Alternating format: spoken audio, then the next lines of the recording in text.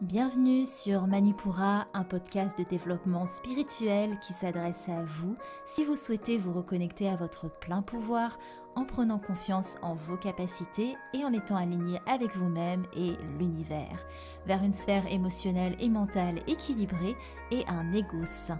Je suis Amba, yoga thérapeute, énergéticienne, astrologue et ma mission est de vous aider à développer toutes les ressources déjà en vous. À travers des outils comme l'astral yoga, l'énergétique et l'écrit-thérapie, mon objectif est de vous rendre acteur de votre mieux-être et indépendant sur le chemin de votre spiritualité. Je vous souhaite une excellente écoute. Bonjour à tous et bienvenue dans ce deuxième épisode du podcast Manipura. Je suis ravie de vous retrouver aujourd'hui. Comme je vous l'avais expliqué dans le premier épisode du podcast, il y aura à chaque fois une alternance entre un épisode thématique, donc ce sera sur un thème de développement spirituel ou un focus sur l'anatomie énergétique, comment travailler l'énergétique au quotidien, etc., etc. Et alternance avec un épisode énergie astrale, et celui-ci, c'est le premier du genre. Dans les épisodes énergie astrale, je vous décris tout simplement, grâce à l'astrologie, les énergies qui vous attendent pour les 2 prochaines semaines, avant que la prochaine lunaison vienne teinter votre ciel de nouvelles énergies. Pour vous expliquer rapidement, on a un cycle lunaire qui est composé d'une nouvelle lune en première phase, d'une lune croissante en deuxième phase, d'une pleine lune en troisième phase et d'une lune décroissante en quatrième phase. Ces 4 phases-là constituent le cycle lunaire et on parle de pics énergétiques très différents à la nouvelle lune et à la pleine lune. Là, le pic énergétique de la nouvelle lune est beaucoup plus dans l'introspection et le pic énergétique de la pleine lune est beaucoup plus dans l'extériorisation. Alors, les phases lunaires seront, dans tous les cas, le sujet de l'épisode thématique qui viendra après celui-ci, je pense, parce que je préfère poser les bases avec vous. Comme ça, quand je parlerai nouvelle lune, pleine lune et de tous les phénomènes lunaires en général, vous saurez de quoi je parle, la lune n'aura plus aucun secret pour vous, vous saurez situer les phases lunaires entre elles, également les énergies qui les constituent, et vous pourrez profiter pleinement des épisodes énergie astrale comme celui d'aujourd'hui. Ce format, il a plusieurs buts, vous aider à mieux comprendre votre lien avec l'univers, parce que certes, la lune nous influence beaucoup, mais c'est le cas de toutes les autres planètes, et vous allez le voir, et également de vous aider à voir votre présence humaine sur cette terre comme faisant partie d'un tout beaucoup plus grand.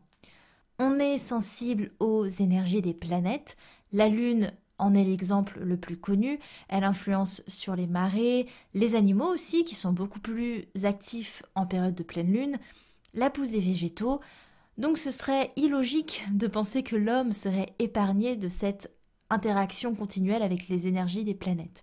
À savoir que plus vous êtes ancré en vous-même, moins l'énergie des planètes aura d'impact sur vous. Mais il y aura toujours une petite couleur, une danse d'énergie globale en arrière-plan, parce que vous faites partie de ce tout, donc forcément ce tout vous influence, mais plus vous serez ancré, moins vous serez balancé dans ces énergies-là, si je peux dire. Ce format, c'est pour que vous puissiez comprendre un peu mieux les énergies qui interagissent tout autour de vous, avec vous et avec la société au sens large, au quotidien.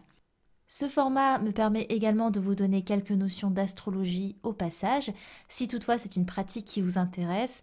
Toutefois, je vais quand même survoler ces notions, donc si à l'avenir vous voulez vraiment que j'entre dans les détails, n'hésitez pas à me le dire en commentaire sur Apple Podcast ou sur mes réseaux sociaux. Ça me permettra d'affiner le podcast d'une manière qui vous convient le mieux. Cependant, pour ce premier podcast, j'ai voulu quand même alléger le côté information astrologique pour ne pas noyer les personnes qui sont vraiment là que pour connaître les énergies de ces 2 prochaines semaines. Dans tous les cas, ce format, c'est ma façon de vous accompagner dans votre alignement avec l'univers.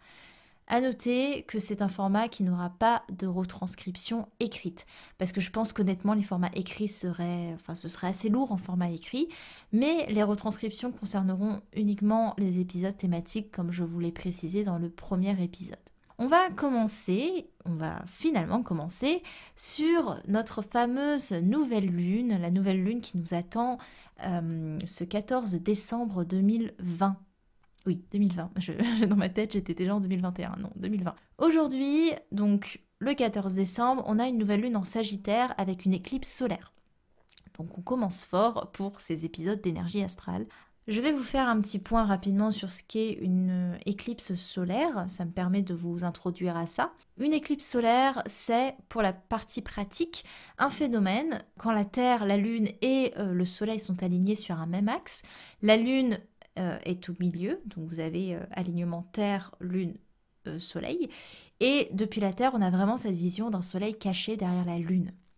Pour la partie énergétique, cet alignement parfait entre la Terre, le Soleil, qui est l'archétype masculin par excellence, la Lune, qui est l'archétype féminin par excellence, ça crée un alignement d'une part de ces énergies yin-yang, mais aussi et surtout, ça crée ce qu'on appelle un portail énergétique, un seuil qui nous invite à être traversé ou non. Il y a cette idée qu'on est exactement au bon endroit et qu'il y a une opportunité à saisir et que si vous vous laissez tenter par l'aventure, votre vie telle que vous la connaissez s'en trouvera changée. Voilà ce qu'il faut voir dans les éclipses solaires. Vous me comprenez maintenant pourquoi j'ai voulu lancer le podcast à cette date précise. Il y a cette idée de faire confiance à l'ombre, d'oser explorer l'inconnu et d'oser le changement et de voir ce que ça va nous apporter. Les éclipses teintent donc leur énergie sur une durée beaucoup plus longue, vu qu'on parle d'un seuil à franchir, c'est quand même une grande étape, contrairement à une phase de nouvelle lune simple, donc sans éclipse par exemple, qui s'étend, elle, sur 2 semaines jusqu'à la prochaine pleine lune. Concernant maintenant notre nouvelle lune en Sagittaire. La lune en Sagittaire, c'est une lune exploratrice. On a envie de découvrir d'autres possibles, envie renforcée par le phénomène de l'éclipse solaire qu'on a pour cette nouvelle lune. Le signe Sagittaire, il nous permet une certaine curiosité. Il cherche à préciser nos expériences. Quand on double ça à la lune, c'est le domaine de l'émotionnel. C'est donc une lune qui va vouloir explorer les possibles ou affiner notre perspective dans notre sphère émotionnelle. Elle ne fait pas les choses à moitié, cette lune en Sagittaire, elle s'investit totalement si elle sent que c'est pour développer nos aspirations. Une lune en Sagittaire, c'est une énergie de nouvelle aventure, d'exploration de nouvelles pratiques, une énergie positive qui nous pousse vers l'avant et qui nous fixe sur nos objectifs. On croit aux opportunités, on croit au prochain chemin à emprunter, il y a de l'optimisme dans l'air. Il faut vraiment prendre ces belles valeurs du Sagittaire qui sont une curiosité et optimisme à toute épreuve. Posez-vous la question, plutôt les questions, de quoi avez-vous envie? Quelles sont les nouvelles pistes que vous aimeriez explorer? Et qu'est-ce qui vous empêche d'embrasser la fougue du renouveau? C'est très bien dit. Le Sagittaire, c'est un signe qui est déterminé, mais qui est réfléchi. Il ne fonce pas tête baissée comme un bélier. Son exploration au Sagittaire a un objectif défini, qui a été défini en amont, un objectif appuyé pour son expansion, pour votre expansion. Donc cette nouvelle lune en Sagittaire, elle vous veut du bien. Avant que je continue l'explication des énergies lunaires du 14 décembre, si vous appréciez ce contenu jusque-là, n'hésitez pas à vous abonner sur votre plateforme d'écoute, à me laisser 5 étoiles sur Apple Podcast, à me laisser un commentaire ou sur mes réseaux sociaux. Ça va m'aider à voir si ça vous plaît déjà et surtout ça va aider le podcast à être mieux référencé. C'est un podcast tout jeune donc il a bien besoin d'un petit coup de pouce. Donc on a une énergie lunaire qui nous veut du bien, qui nous pousse à l'exploration, à l'expansion. Pour autant, il va être difficile pour nous d'aller de l'avant et d'oser parce qu'on est dans une sorte de flou, de brouillard collectif et ça ne nous aide pas du tout à mettre au clair notre sphère mentale et émotionnelle. Et pour cause, il y a un tel recroisement d'informations, plus ou moins vraies, on ne sait plus trop, notamment dans le domaine du travail et de la santé, qu'on n'arrive plus à se projeter finalement. Et pourtant, énergétiquement, on nous invite à finir un cycle pour en entamer un nouveau. On a une énergie d'expansion, une énergie de transformation et de métamorphose qui se met en place, même au niveau des finances d'ailleurs, ce qui est assez étonnant, mais pour ceux qui oseront passer ce cap, les finances évoluent de manière assez positive. Donc on a vraiment ce côté entrer en action, mettre en place des projets, mais on est stoppé pour la plupart d'entre nous. Est-ce que c'est de notre faute? Oui et non. Il y a un tel brouillard, on reste campé sur nos positions parce que c'est la seule chose qu'on connaît. Finalement, on reste sur nos acquis parce que c'est ce qui est du domaine de notre connaissance et il y a une telle incertitude que ça nous fait peur. Quitte à répéter les mêmes erreurs, on préfère rester dans nos vieux schémas, on se sent bien là où on est, même si au fond on sait que c'est plus ce qu'il nous faut. On a eu aussi tellement de structures qui nous a été imposées qu'on n'arrive plus vraiment à penser au-delà de la boîte, si je peux dire ça comme ça. On a énergétiquement une idée que le mental est aligné sur une phase passée. On s'aligne sur le comment c'était avant et on se rattache à ça. On a du mal à être dans une énergie de renouveau, même si on en a vraiment envie. Les questionnements relevés dans l'axe de cette nouvelle lune, sans surprise, mettent en lumière le domaine de la santé, du soin à l'autre, du travail, mais aussi toutes les notions d'enfermement, qu'ils soient physiques, émotionnels ou mentales, et une notion d'épreuve et de choses cachées. Donc forcément, toutes ces incertitudes, ça ne nous donne pas envie d'aller voir ce qui se passe au-delà du seuil, même si cette nouvelle lune en Sagittaire voudrait nous faire décoller vers de nouvelles perspectives. Ne soyez pas trop dur avec vous-même si vous ne savez pas trop où aller, ni comment faire ou quoi viser, parce que ce flou, au final, est peut-être voulu pour nous inviter à passer le seuil sans nous poser trop de questions, en lâchant prise, en acceptant qu'il peut y avoir encore des choses compliquées à venir, même dans un nouveau cycle. Un nouveau cycle n'est pas gage que tout se passe mieux une fois qu'il est entamé, c'est juste l'opportunité d'avoir de nouvelles perspectives, d'avoir une nouvelle grille de lecture.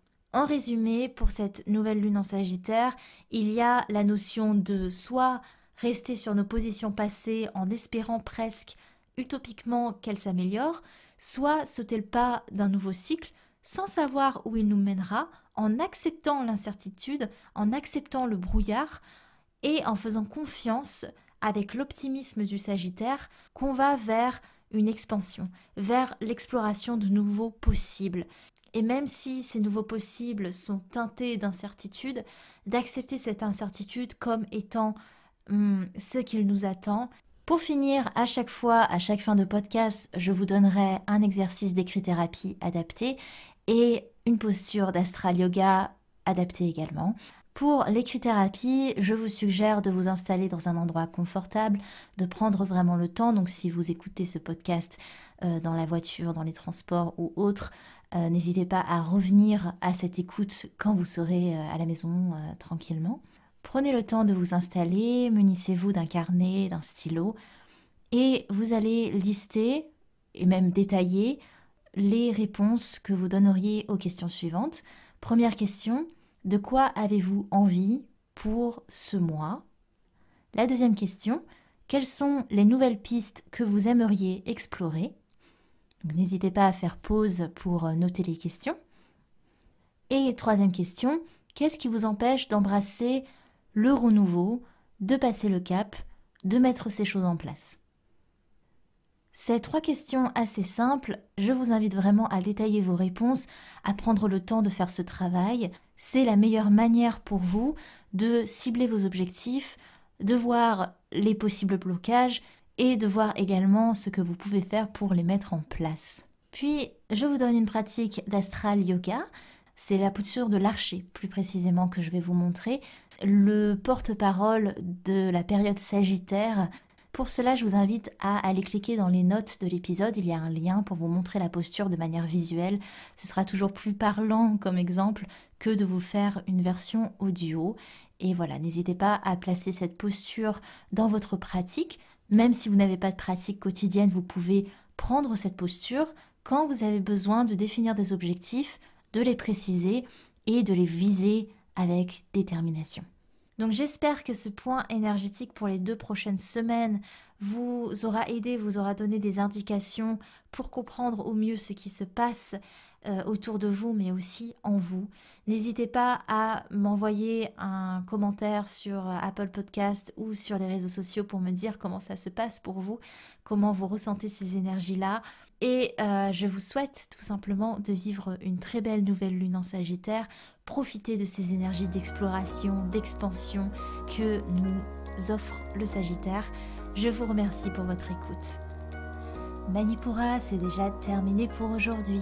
Je vous remercie de votre écoute et si cela vous a plu, n'hésitez pas à partager et à me laisser un commentaire sur Apple Podcasts ou sur mes réseaux sociaux. En attendant, vous pouvez télécharger mon cahier de pensées positives gratuitement en cliquant sur le lien dans la description de l'épisode. Quant à moi, je vous dis à la prochaine et surtout, prenez bien soin de vous.